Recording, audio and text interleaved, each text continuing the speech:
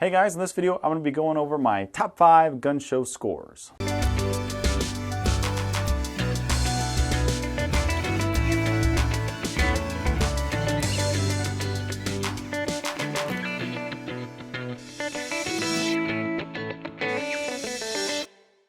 I'm pretty sure I'm addicted to gun shows. I am constantly looking up gun show dates and times, looking for gun shows all around me. I'll drive, no problem, an hour or two to a gun show. There's a couple shows that I go to pretty often that are like 3 hours away. And then, the one in Tulsa I went to, that was 4 hours from Kansas City, from where I live. And I love going to them. I don't mind the drive. So just about, every other weekend or something like that, I'll be going to gun shows. If there's a perfect storm, I'll go to a gun show for every single week for like a month straight. So I've narrowed it down to a list of 5 great deals that I've gotten from gun shows. There's a lot of stuff that I've gotten over the years, just random odds and ends and, $20 bayonets and stuff like that. But I just wanted to talk about some mostly guns. I've one non-gun thing. And just to sort of show you that finding good deals is possible at gun shows. They're out there.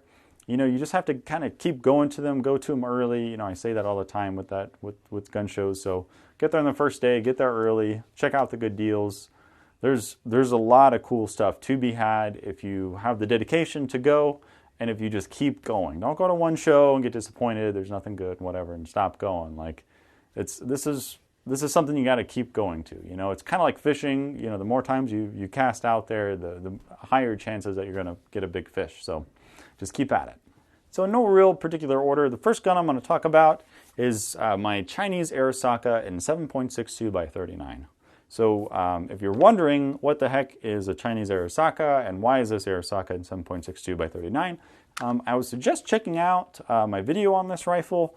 But pretty much the Chinese, they rebarreled and rechambered maybe one or the other, their Arisakas into 7.62 by 39 shooters. And this one, they messed with the magazine a little bit to, I guess, to maybe help it feed better.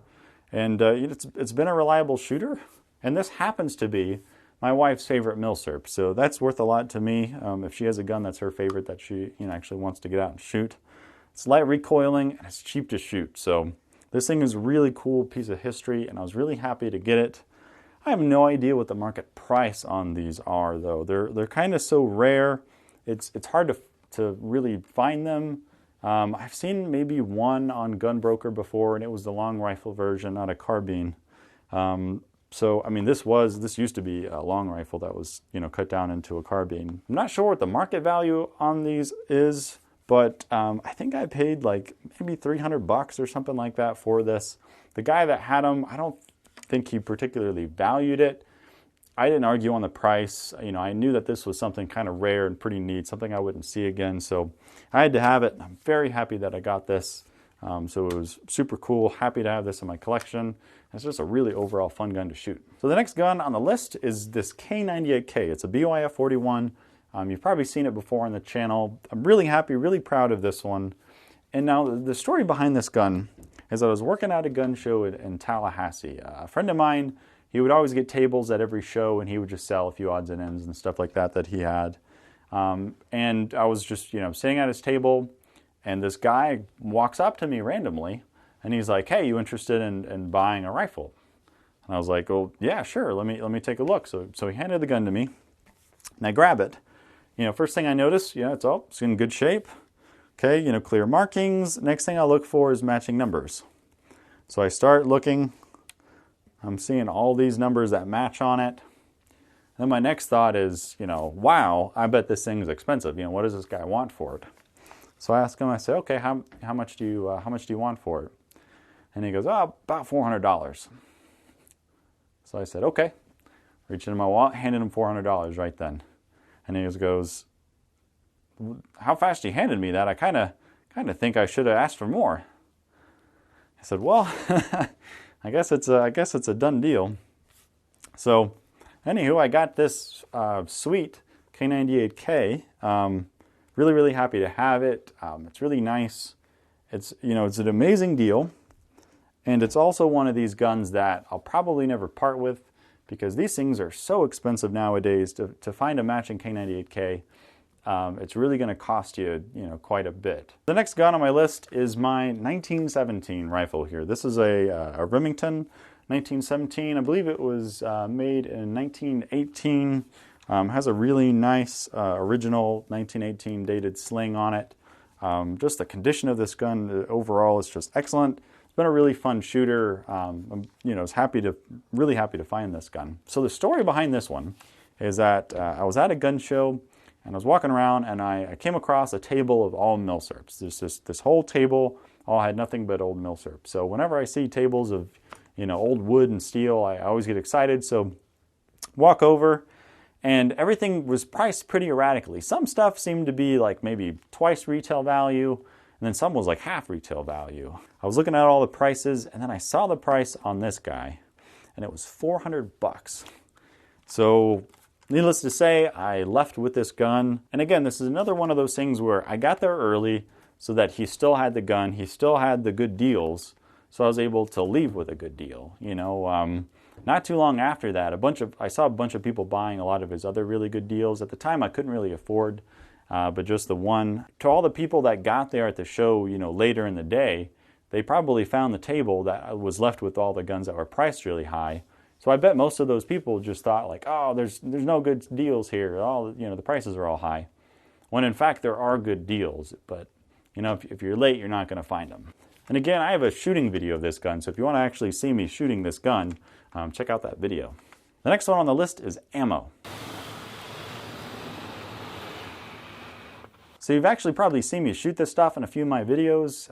It's really good ammo. It's made by DWM in 1938. Most of the markings on the box is in Spanish, so it's obviously made for export. So, but this ammo is very good, high quality mil-spec ammo. And so the story behind this ammo is I see this guy and he's just, he's got a table at the show. This is, just an older guy and he's just selling off his personal stuff. And a lot of the stuff that he had was kind of on high-end prices, but this stuff wasn't marked. So I asked him how much he wanted for this. And mind you, I looked at it. The ammo is on stripper clips, so it's 15 rounds in a box, on stripper clips, so 3 stripper clips. Very good condition, no corrosion, no anything. So I'm like, hey, how much do you want for that ammo? And he says, well, probably about $2 a box. So I packed as much of this ammo as I could carry in my shoulder bag. I walked it out to my car, I unloaded it, I walked back in, I bought another bunch of it. So at $2 for a box of 15 rounds, that works out to 13 cents a round, which is insane. Plus you get the stripper clips. So depending on how you want to divide up that cost, this was dirt cheap. I mean, this was probably the best deal on ammo I've ever found at a gun show.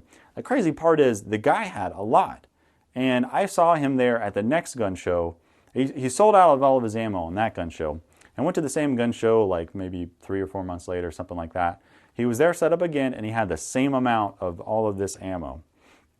I wish I would have bought more the second time, but I bought so much of it the first time and I don't shoot it a whole lot. So I wish I would have bought more now. Because I haven't seen them, haven't seen this ammo again. But this is just one of those things, if I wouldn't have asked, I wouldn't have known. So if you see stuff that's not priced, there's that saying of, if you have to ask, you don't want to know. But, I mean, sometimes, you can run across these deals that if you wouldn't have stopped and asked him the price, you wouldn't have known that it's a fantastic deal. So that is another one. So this gun isn't just another one of those, fantastic price gun stories. This one's slightly different. So the guy that had this, he was a Swiss collector, and he knew what this gun was, he knew how rare they were, and he kind of had it priced accordingly.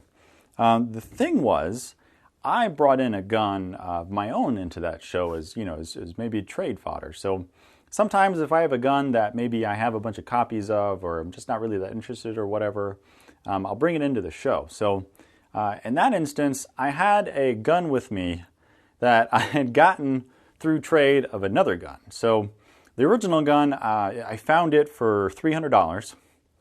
So it was a great price because it was worth, maybe triple or more of that money. So I bought it for $300. And then I found the guy that had that gun that I wanted. So I traded him that gun. And then I took that gun and traded it for this gun. So that means that I have about that much money in this gun, which, for me, like that's a fantastic bargain. but it's not a bargain of, you know, cash, so to speak. This was a bargain from trading and from, you know, finding the right people that wanted the right thing at the right time. It's kind of like that paperclip thing where you start with a paperclip and end up with a house. And that's pretty much what this gun is to me. So this is just to sort of show you that, you know, if you find a gun that you're maybe not really necessarily interested in, but if you know it's a good deal, you probably should buy it, because even if you're not going to keep it for long, you can always, you know, trade that gun with somebody else who has a gun that you want, and you can just sort of keep doing that. And you know, I've done that with a lot of my guns, sort of trading and keep trading upwards. And for, you know, not that much money, you know, originally put in, you could end up with a gun that's a lot nicer than the first one that you bought. So if this video can sort of serve as an inspiration to maybe, you know, get out there, get to shows, get to pawn shops and stuff like that, and check out and really look for places, you know, I have a ton more stories of good deals that I wouldn't have found if I didn't, you know, go out there and actively look for this stuff. So, you know, get out there. If you're into this stuff, you got to go looking around for it. You can't just expect to find it at one gun show or to find it online and then get discouraged because there's no good deals. Just stay out there and keep with it. And to end this video with a joke, and I can already feel the boomer hatred coming through. How do you make a 1911 jam? You shoot it. Thanks for watching.